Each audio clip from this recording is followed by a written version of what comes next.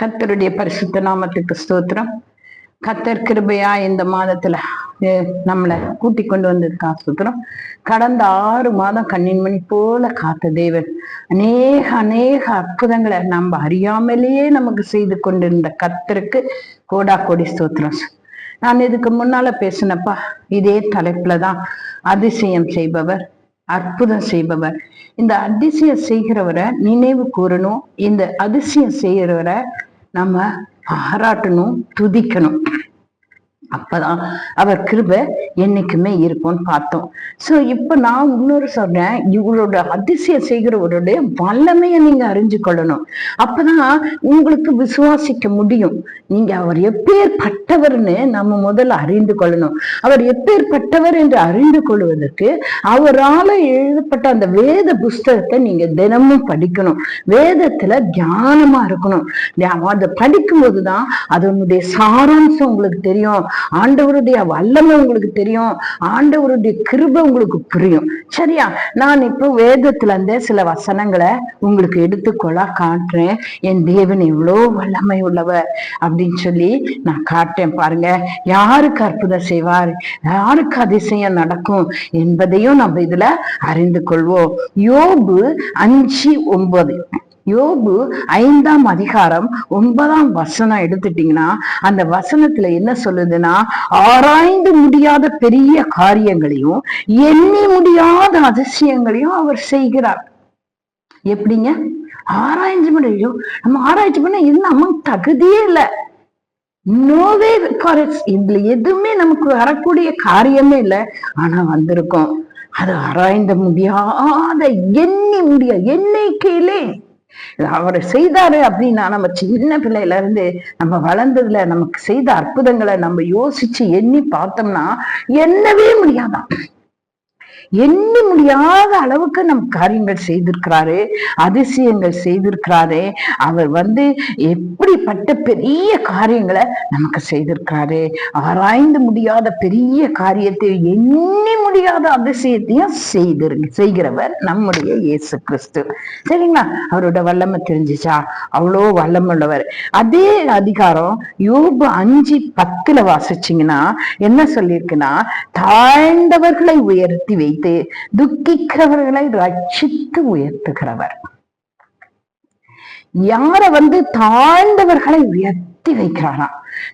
யாராவது தாழ்ந்தவங்களா இருந்தா, அவங்க நல்ல நிலைமையில இல்லை அப்படின்னா, ரொம்ப தாழ்மையில இருந்தாங்க அப்படின்னா அவங்கள உலகம் மதிக்காது, உலகம் அவங்களுக்கு உதவி செய்ய விரும்பாது. ஆனா என் தேவன் என்ன செய்யறா தெரியுமா? என் தேவன் அவங்களதான் என்ன செய்யறாவா, உயரத்தை வைக்கிறார். துக்கத்தோட இருக்கிறவங்கள, துக்கிக்கிறவர்களை ரட்சித்து துக்கம் கொண்டாடுறவங்களுக்கு ஒரு நாள் துக்கம் கொண்டாடிட்டு போயிடுவாங்க. உலக ஜனங்கள் பாத்தீங்கன்னா ஒரு 2 நாள் கூட உட்காந்து அப்படியா ஆச்சுச்சோ, இப்படி ஆயிடுச்சா, அப்படியா அப்படின்னு பேசிட்டு போயிடுவாங்க. அவ்வளவுதான் அவங்களால முடியும், அவங்க உலக ஜனங்கள் அவங்க. ஆனா என் தேவன் என்ன செய்வாரா, துக்கத்துல இருக்கவங்கள ரட்சித்து அவங்க துக்கத்தையே மாத்தி அவங்கள சந்தோஷப்படுத்தி அவங்களுக்கு சமாதானம் தந்து அவங்கள உயர்த்துகிற தேவன் என் தேவன், என் இயேசு. அந்த தேவனோட வல்லமை பாருங்களேன், எவ்வளவு வல்லமையான காரியம் பாருங்க. இதெல்லாம் மனுஷன் செய்யாத காரியம், இதெல்லாம் மனுஷனால முடியாத காரியம். என் தேவனாலதான் அவங்க முடியும்.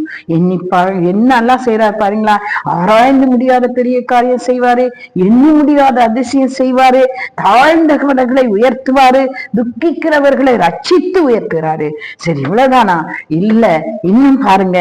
எரேமியா 32:17, எரேமியா 32ஆம் அதிகாரம் 17ஆம் வசனம். கர்த்தராகிய ஆண்டவரே, இதோ தேவரீர் உம்முடைய மகாபலத்தினாலும் மீட்டப்பட்ட உம்முடைய புயத்தினாலும் வானத்தையும் பூமியும் உண்டாக்கினீர். உம்மாலே செய்யக்கூடாத அதிசயமான காரியம் ஒன்றுமில்லை. இந்த வானத்தையும் பூமியும் உண்டாக்குனவரே இவர்தான்.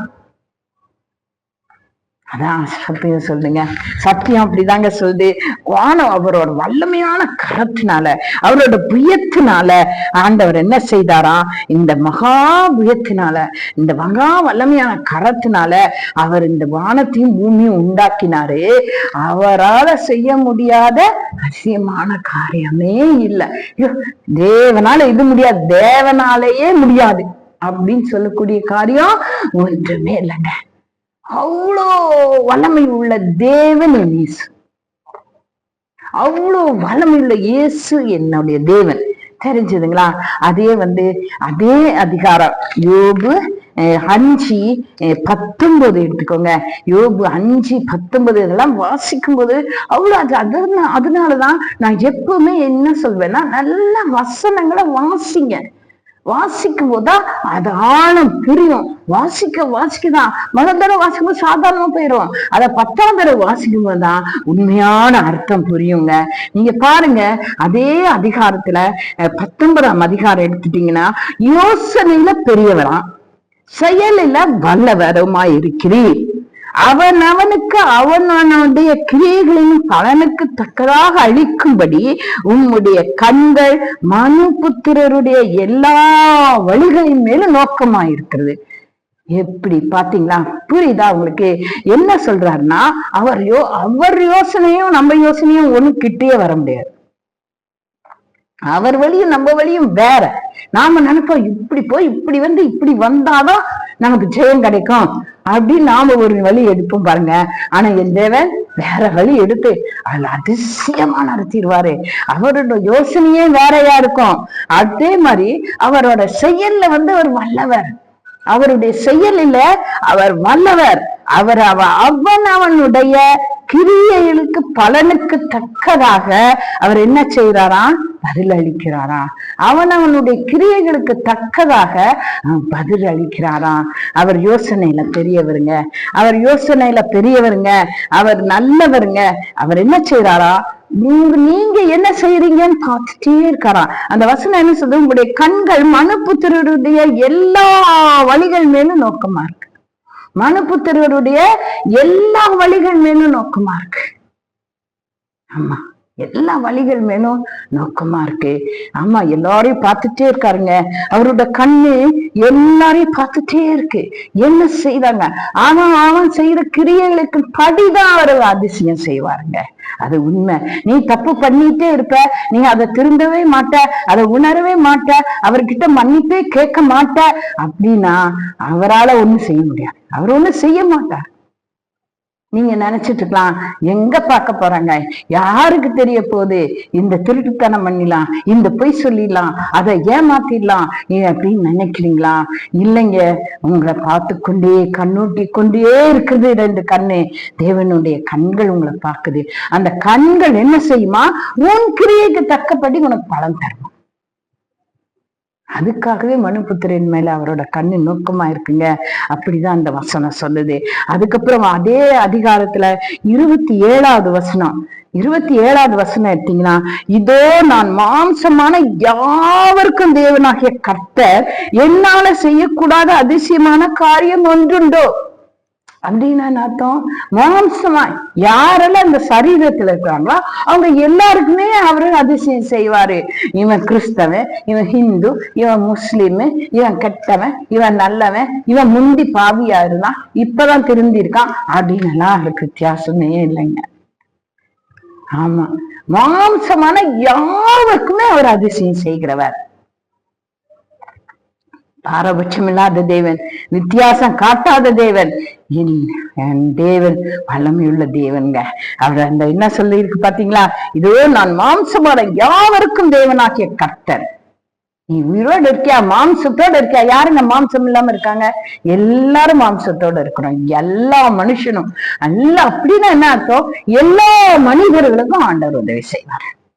எல்லா மனிதருக்கும் என் இயேசு அற்புதம் செய்வாருங்க. அவருக்கு பாரபட்சம் இல்ல, வித்தியாசம் இல்ல. நான் தேவன். அவர் என்ன சொல்றாரு? நேற்றும் இன்றும் என்று மாறாத தேவன், உயிரோடு இருக்கிற தேவன். அவர் நமக்கு செய்வாருங்க. எரேமியாக்கு வாக்கு கொடுத்தவர் இன்று மாம்சமான யாவருக்கும் அவர் வாக்கு கொடுக்கிறாரே, நான் உங்களுக்கு செய்வேன், நான் அற்புதத்தை செய்வேன், நான் அதிசயத்தை செய்வேன் அப்படின்னு சொல்லுகிறாரு. தேவன் அவர் இடத்தில் வித்தியாசம் இல்லை. அவர் செய்யக்கூடாத அதிசயமான காரியம் இல்லவே இல்லை. ஆகவே விசுவாசிங்க, அதிசயத்தை எதிர்பாருங்க, அற்புதத்தை கேளுங்க, ஆண்டவர்கிட்ட உண்மையா இருங்க, உத்தமமா இருங்க. அண்ணா அவரோட கண்ணு பார்த்துட்டு இருக்கோம். அந்த பயம் இருக்கட்டும். தேவ பயம்ன்றது என்னங்க? தேவன் பார்ப்பாரு, நியாயம் கேட்பாரு, நியாயம் விசாரிப்பாரு. தப்பு செஞ்சுட்டு அடுத்தவனை கொன்னுட்டு அடுத்தவனை திருடிட்டு அடுத்தவனை ஏமாத்திட்டே இருந்தா தேவன் விட்டுருவாரா? ஒரு நாள் அவருடைய பட்டயம் எடுக்கப்பட்டுடும்.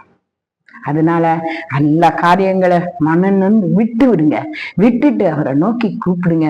உங்களுக்கு அறியாத எட்டாதமான பெரிய காரியங்களை செய்ய வல்லமை உள்ள இயேசு கிறிஸ்து நம்மோடு இருக்கிறார், நமக்கு செய்வார். ஜெபம் செய்வோமா? கர்த்தாவே, பரிசுத்தமுள்ள தேவனே, பரிசுத்தத்தை விரும்புகிற கர்த்தாவே, எங்களிடத்திலும் பரிசுத்தம் காண கிருபை தருகிறவரே, நாங்க உங்களிடத்த வருகிறோம் சுவாமி. இப்பொழுது இந்த பிள்ளைங்களுக்கு எல்லாம் அற்புதத்தை செய்யுங்க, அதிசயம் செய்யுங்க. அவங்க செய்கிற தப்பான வழிகள் இந்த வெளியில வந்து உங்களுடைய வல்லமையை அவங்க அனுபவித்துக் கொள்ள கிருபை தாங்க. ஆமாண்டவரே, நீ பெரியவர் ஐயா, நீ செயலில் வல்லவர் ஐயா, நீ கிரியில் பலனுக்கு தக்கதாக கொடுக்கிறவர் ஐயா. நீர் அப்படியா இந்த மக்களை ஆசீர்வதித்து உங்களுடைய நாமத்தை மகிமைப்படுத்தி உங்களுடைய சாட்சியாய் இவர்கள் நிற்க நீங்க கிருபை செய்ய வேண்டுமா? உங்க வல்லமையுள்ள இயேசு கிறிஸ்துவின் நாமத்துல கெஞ்சி கேட்கிற சுவாமி. ஆமென். God bless you all.